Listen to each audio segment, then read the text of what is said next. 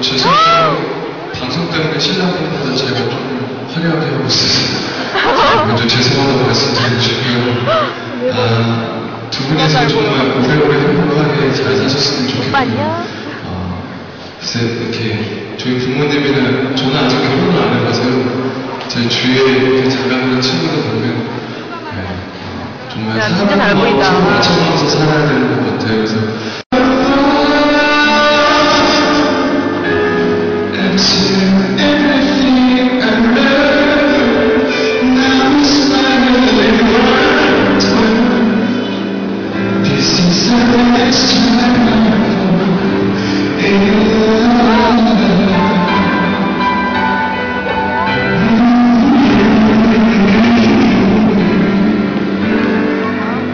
First time we walked into the stars.